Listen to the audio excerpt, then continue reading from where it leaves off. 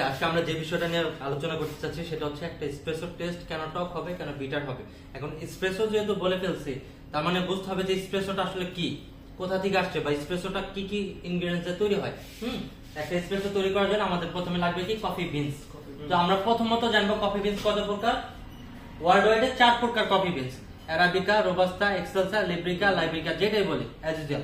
অ্যারাবিকাটা ইথিওপিয়ায়, রোবাস্তাটা south Africa, তারপর হচ্ছে আর কি আছে বসি বাবা, অ্যারাবিকার অবস্থা শেষ হলো আর কি এক্সেলসা এবং লিব্রিকা। এক্সেলসা লিব্রিকা সব হচ্ছে আফ্রিকায় হয়, আফ্রিকা হয়, কোনটা সেন্টারে হয়, কোনটা ওয়েস্ট হয়, কোনটা ইস্ট ওয়েস্টে হয়। এই তিনটা হচ্ছে এভাবে তৈরি হয়েছে, মানে উৎপাদন হয়েছে। আর অ্যারাবিকাটা সর্বপ্রথম আফ্রিকা ইথিওপিয়াতেই হয়েছে, আবার কফির জন্ম কিন্তু ইথিওপিয়াতে হয়েছে। তন্ময় ভাই কফির জন্ম কোথায় হয়েছে? এখন ইথিওপিয়াতে হয়েছে। ইথিওপিয়াতে সর্বপ্রথম কফি আবিষ্কার হয়েছে একজন রাখাল বালকের নামে, এটা আমরা সবাই জানি। রাখাল বালকের নাম কি বলতে পারবা তন্ময়? কালেদি। কালেদি, দ্য গ্রেট কালেদি নামে আমরা চিনি, দ্য গ্রেট কালেদি নামে চিনি। উনি হচ্ছে সর্বপ্রথম কফি আবিষ্কার করছে। উনি একজন মেষ ছিল, রাখাল, যে হচ্ছে মেষ চড়াতো। সে একটা হিস্টোরি সেটা কফি আবিষ্কারের।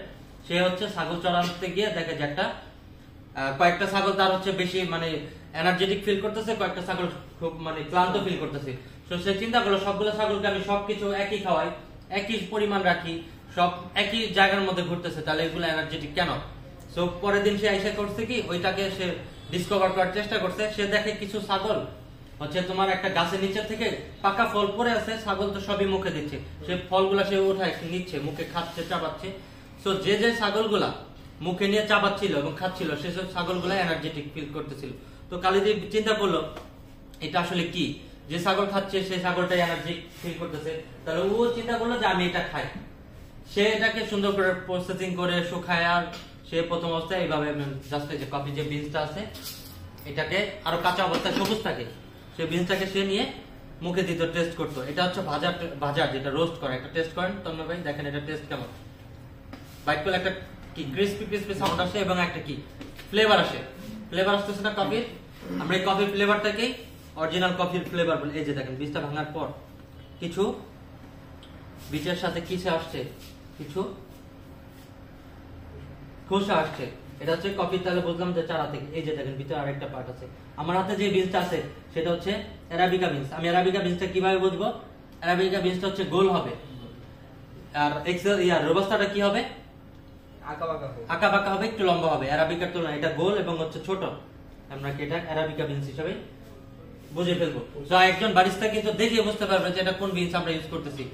আমাদের পুরো পৃথিবীতে মধ্যে অ্যারাবিকা প্রায় 60% কফি বিনস মানুষ ইউজ টু মানে খাওয়া হয়, আর হচ্ছে 20% হচ্ছে রোবাস্তা খায়, আর বাকি 20% হচ্ছে এক্সেলসা এবং লিব্রিকা, দুইটা মিলে হচ্ছে 20% খায়। টোটাল 100% এর মধ্যে অ্যারাবিকাটা হচ্ছে সবচেয়ে বেশি খায়। অ্যারাবিকার টেস্ট হবে কি ফ্রুটি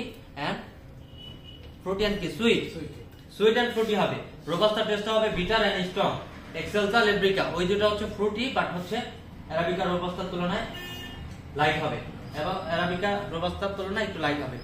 এই হচ্ছে সিম্পলি ভাবে আমরা 4টা কফি বিনস নিয়ে আলোচনা করছি। এই বিনস গুলো নিয়ে আলোচনা করলে আরো দীর্ঘায়িত হবে, বাট আপনাদের বোঝার জন্য বা বেসিক জানার জন্য এই জিনিসটা জানতে হবে কি কফি বিনস সর্বপ্রথম কোথায় আবিষ্কার হয়েছে? ইথিওপিয়া। কফি বিনস কত প্রকার? 4 প্রকার। কি কি সেটা জানছি। এখন এই 4 প্রকারের মধ্যে কোন কফি বিনসটা বেশি সুইট, কোন কফি বিনসটা বেশি ইউজ হয় সেটা আমাদের জানা উচিত। ওকে, সো আমরা হচ্ছে কফি বিনস নিয়ে মোটামুটি এইটুকু নলেজ আপাতত প্রথম ক্লাসে নিব, ডিপলি আমরা সেকেন্ড ক্লাসে যাব। এখন আমরা এই মেশিনটা সম্বন্ধে একটু আইডিয়া নিতে চাই, কারণ এই মেশিনটা যদি আমি চালাতে না পারি বা আইডিয়া না থাকে তাহলে আমি একটা কফি বিনসকে সঠিকভাবে গ্রাইন্ড করতে পারবো না। এই তাহলে গ্রাইন্ড যেহেতু করতে পারবো না, এটা দিয়ে কি করা হয়? কফি বিনস গ্রাইন্ড করা হয়। তো এটার নাম হচ্ছে গ্রাইন্ডার। এটা গ্রাইন্ডার মেশিন। গ্রাইন্ডার মেশিনের মূলত পার্ট হচ্ছে 3টাই, মূল পার্ট 3টা। কি একটা থাকবে হোপার থাকবে, একটা ব্লেড থাকবে, আর হচ্ছে একটা কি থাকবে হোল্ডার থাকবে, যেটাতে বা আউটপুট থাকবে যেটাতে পড়বে। হোপার দিয়ে কি করি আমরা? কফি বিনস কালেক্ট করি। তো কফি বিন যেটার মধ্যে কালেক্ট করি সেটার নাম কি হবে? হোপার।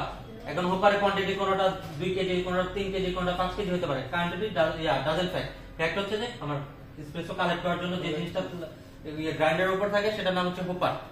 এরপর থাকবে ব্লেড। এই যে ব্লেডটা কিন্তু এখানে আছে। যদি আমি এটা খুলে দেখাতে পারতাম ইন ডিটেইলস, বাট এটা খুললে আবার এটা সেটআপ করাটা অনেক টাইম হয়ে যাবে, লেন্থি প্রসেস। তো আপনাদের বলে দিচ্ছি এটা হোপারটা আপ করলেই এখানে একটা ব্লেডের মতন দেখা যায়। ব্লেড হচ্ছে 2টা মার্বেল টাইপের কিছু থাকে, যেটা হচ্ছে দুইটা একসাথে ঘুরে, যেমন আমরা গাড়ির ইয়া দেখি অ্যাডজাস্টমেন্ট দেখি যেভাবে ঘুরায় না, সাপোজ ওইটাকে এভাবে ঘুরায়। ও বাই দ্য ওয়ে আরেকটা জিনিস মজার বিষয় হচ্ছে এটাও কিন্তু একটা গ্রাইন্ডার, এটাও কিন্তু একটা গ্রাইন্ডার, এটাও গ্রাইন্ডার, এটাও গ্রাইন্ডার, রাইট?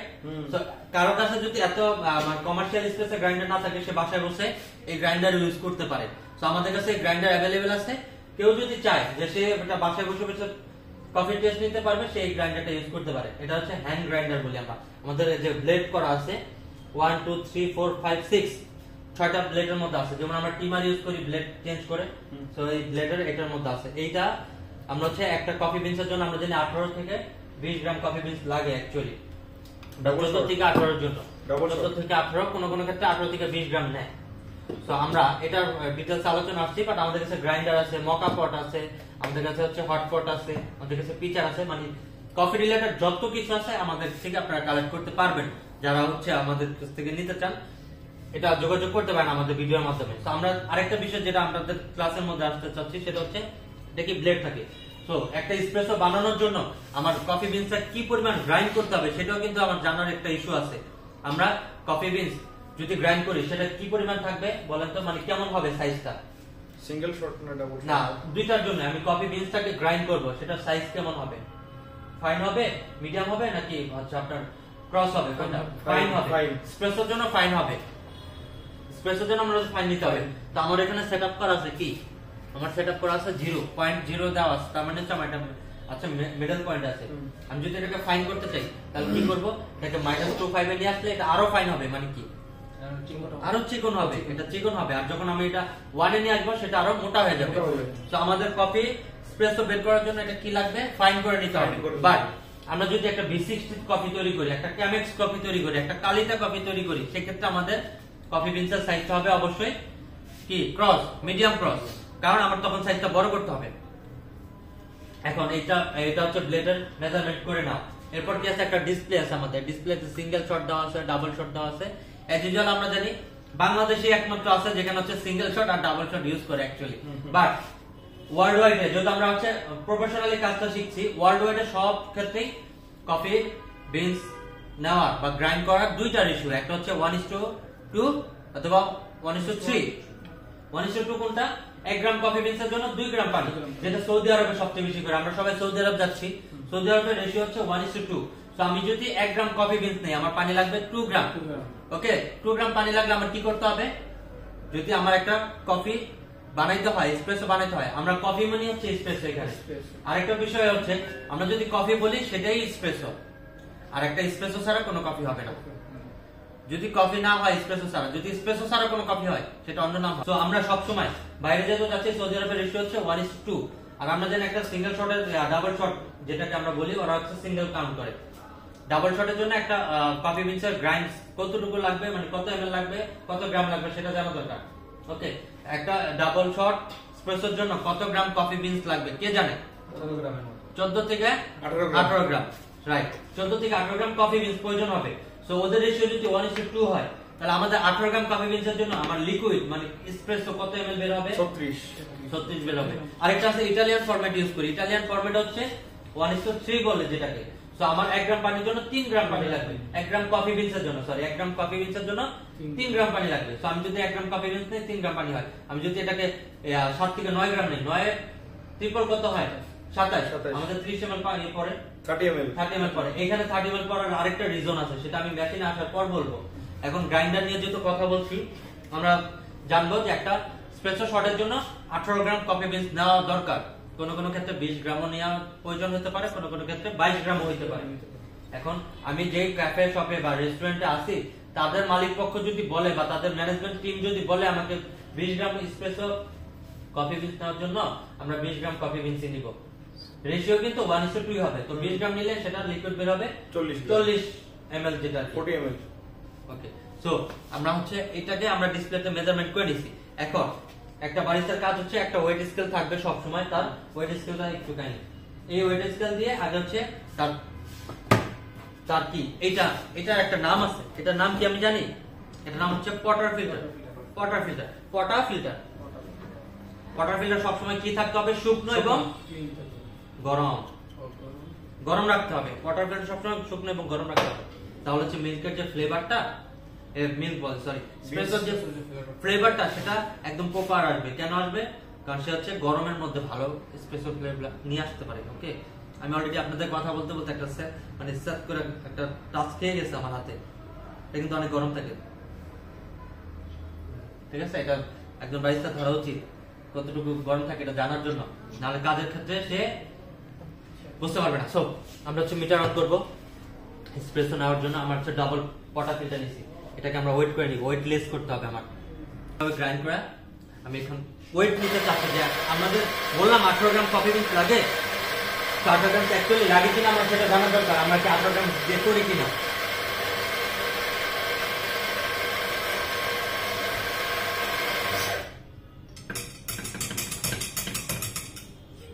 ওকে, আমরা এটা 18 গ্রাম আছে কিনা আমি মেজারমেন্ট করতে চাচ্ছি। 17.6 মানে 17.5 আছে, আমার লাগে 14 থেকে 18 গ্রাম। তো আমি চাইলে আরো 5.5% এখানে দিব।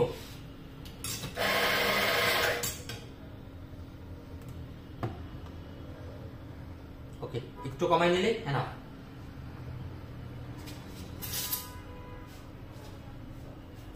একটু কমাই নিলে এটা হয়ে যাবে আই থিঙ্ক।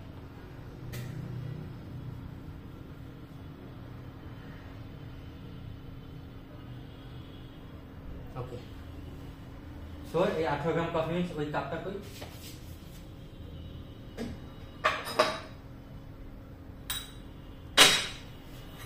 আমরা অ্যাকচুয়াল 18 নিয়েছি। ওকে, এখন এটাকে আমরা ডিস্ট্রিবিউট করে সুন্দর করে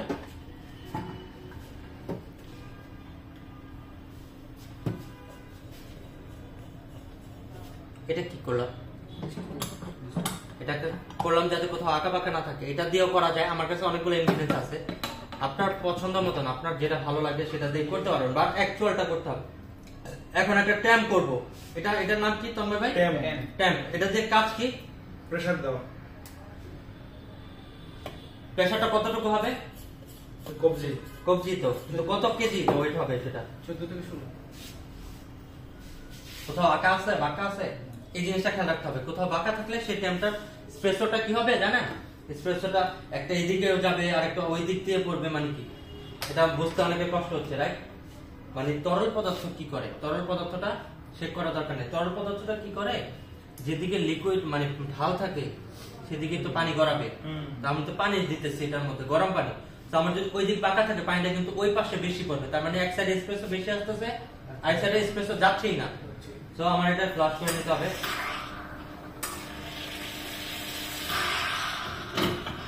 লক করে দিতে হয়, দেওয়ার পর দেখে নেব, অন করবো ওয়েট স্কেল। এটার নাম সবসময় মনে রাখতে হবে কি? Weight scale.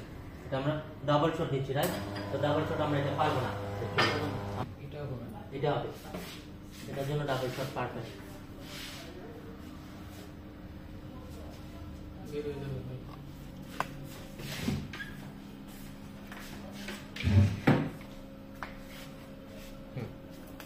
আমরা হচ্ছে এক মিনিট আমি টাইমার আগে অন করে ফেলছি, রাইট?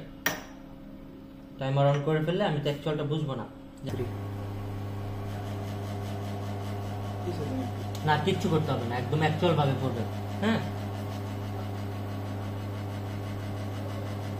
30 মিনিট পড়ে গেছে অলরেডি। আমার ট্যাম্পিংটা আরেকটু হাই করতে হবে। এটা হচ্ছে অ্যাকচুয়ালি আমাদের হচ্ছে 60 ml এর কাপ, মানে 90 ml এর কাপ। সো একটা এসপ্রেসো আমরা অলরেডি বের করে ফেলছি। এসপ্রেসোর কালারটা কেমন আসবে? আচ্ছা, ব্রাউন কালার আসবে। ওকে, ব্রাউন কালার আসবে। সো একটা ডাবল এসপ্রেসো এভাবে তৈরি করতে হয়। সো আমার ডাবল এসপ্রেসো তো আমি তৈরি করে ফেলছি, 30 ml 60 ml যাই হয়েছে, এবং মেশিনের সেটআপের কারণে হয়েছে। এখন এইখানে ডিসপ্লেটা দেখেন সিঙ্গেল দেওয়া আছে, ডাবল দেওয়া আছে। আমরা ডাবল নিছি কেন? এটা ডাবল পটা ফিল্টার ছিল তাই। এখন আমার এই মেশিন সম্বন্ধে একটু ধারণা জানতে চাই, তাহলে আমরা বুঝতে পারলাম একটা গ্রাইন্ডার মেশিন একটা এসপ্রেসো টেস্ট সুইট আর হচ্ছে স্ট্রং করার জন্য কতটুকু ভূমিকা পালন করে সেটা আমরা জানলাম। মানে এটা সেটআপ যদি ভুল থাকে তাহলে আপনার এসপ্রেসো টেস্টটা ডিফারেন্ট হতে পারে, ডিফারেন্ট হবে এবং কি প্রপার এসপ্রেসো আসবে না। এখন আমার মেশিনের উপর ডিপেন্ড করে অনেক কিছু, মানে টেস্টটা ডিফারেন্ট হবে। কি প্রথম কথা, আমরা মেশিন সম্বন্ধে একটা বেসিক ধারণা দিতে চাই তন্ময় ভাই।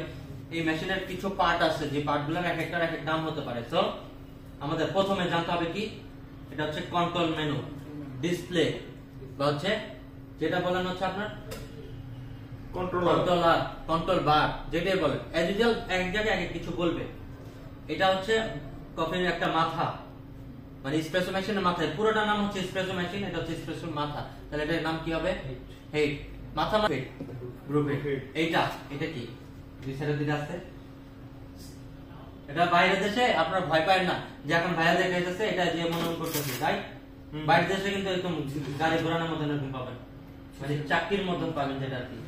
ওকে, তো মেশিনের ডাইমেনশনটা অনেক সময় চেঞ্জ হয়।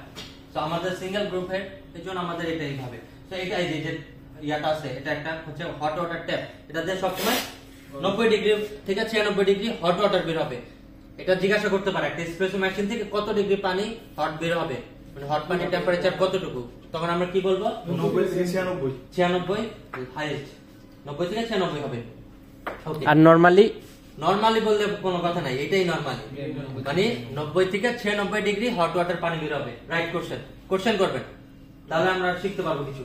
এটার নাম হচ্ছে স্টিম হুইপ বা স্টিম হ্যান্ডেল, যেটাই বলেন, লাঠি বলেন, কোনো সমস্যা নাই, বাঙালি তো যা বলবেন তাই চলবে। তবে বাইরের দেশে স্টিম হুইপ বলেন, স্টিম স্টিক বলেন, যেটাই বলেন। খাতারনাক জিনিস সেটা হচ্ছে, আমি চাইলে প্রত্যেকটা মেশিনের পার্ট খুলে আপনাদেরকে দেখাতে পারি, বাট অনেক সময়ের বিষয়, বাট আপনাদেরকে বলে দিব, টেনশন কিছু। এটা কি দেখতে পাচ্ছেন? দেখেন সাপের মতন 4টা মাথা দেখা যায় এখানে।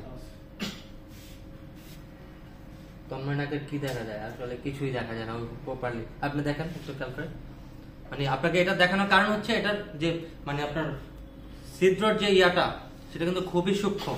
এই সূক্ষ্ম জিনিস দিয়েও পানিটা কত স্পিডে আসে দেখেন, ক্যান ইউ ইমাজিন? আমার মেশিনের স্টিম প্রেসারটা আমি একটু বাড়ায় রাখি, এটা হচ্ছে ওয়াটার ফিল্টার, এটা হচ্ছে ডিসপ্লে বলি, কন্ট্রোল বাল্ব বলি। এই যে কন্ট্রোল বারের মধ্যে আমার 5টা বাটন আছে, 5টা বাটনের 5টা কাজ। প্রথমটা হচ্ছে ম্যানুয়াল সেটিং, আমার মেশিনের কোনো কিছু আমি সেটিং চেঞ্জ করতে চাই, সেটা কি করব? আমি কোন পর্যায়ে আসছিলাম তন্ময় ভাই, দেখি আপনি মনোযোগ কতটুকু ছিলেন বলেন। এই যে এই তো সবাই মনোযোগ, তার মানে বুঝতে পারতেছি সবাই এটা মনোযোগ দিয়ে শুনতেছেন। এইটা কন্ট্রোল বার, এই যে ম্যানুয়াল সুইচ কন্ট্রোল, এটা দিয়ে আমরা সবসময় মেশিনকে কন্ট্রোলিং করি। সবগুলো মেশিনে, এসপ্রেসো মেশিনের একটা কন্ট্রোল সুইচ থাকবেই, সেই কন্ট্রোল সুইচ দিয়ে আমরা কি করব? মেশিনের সেটআপ চেঞ্জ করতে পারবো। এখন আমি আপনাদের এটার সুইচিং কন্ট্রোল কিভাবে করতে হয় সেটা দেখাবো। আমার মেশিনের যে ভিবিএম মেশিনটা, ভিবিএম ইটালিয়ান একটা ফরম্যাটের মেশিন, এটার কন্ট্রোলিং কিভাবে করতে আমি দেখাচ্ছি। এটাকে আমি ধরে রাখবো 3 সেকেন্ড। হ্যাঁ দেখেন একটা ব্লিং হচ্ছে, ডিপার দিচ্ছে, মানে হচ্ছে রাতের আধারে আমরা হেড ডিপার দেই না গাড়িতে, এরকম ও ডিপার দিচ্ছে। এই যে অটোমেটিক বন্ধ হয়ে গেছে, 3 সেকেন্ড পর আবার 3 থেকে 4 সেকেন্ড পর্যন্ত এটা থাকে। তন্ময় ভাই দেখতে পাচ্ছেন এটা ব্লিং হয়েছিল না, মানে কি জ্বলতেছিল, নিতেছিল। এখন এই ব্লিং অবস্থায় আমি যদি মনে করি আমার মেশিনটাকে 30 ml না করে আমি পানিটাকে 36 ml বানাবো, তখন এই সুইচটা সিঙ্গেল শটটাকে এখানে কি করব? প্রেস করে ধরে রাখবো। পানির টাইমিংটা যখন বাড়াই দিব তখন এটা 36 ml হয়ে যাবে। পানির টাইমিংটা যখন কমাই দিব তখন এটা আপনার হচ্ছে 18, 27, 21 সেকেন্ড 21 ml হয়ে যাবে। আরেকটা বিষয় এখানে খেয়াল রাখতে হবে, আমি যখন এই পানির টাইমিংটা কমাই দিব বাড়াই দিব, সেক্ষেত্রে আমার পানি পড়ার টাইমিংটাও চেঞ্জ হয়ে যাবে। যেমন 30 সেকেন্ডে এসপ্রেসোটা নাও পড়বে, তখন পড়ে যেতে পারে 21 সেকেন্ডে, পড়ে যেতে পারে 25 সেকেন্ডে।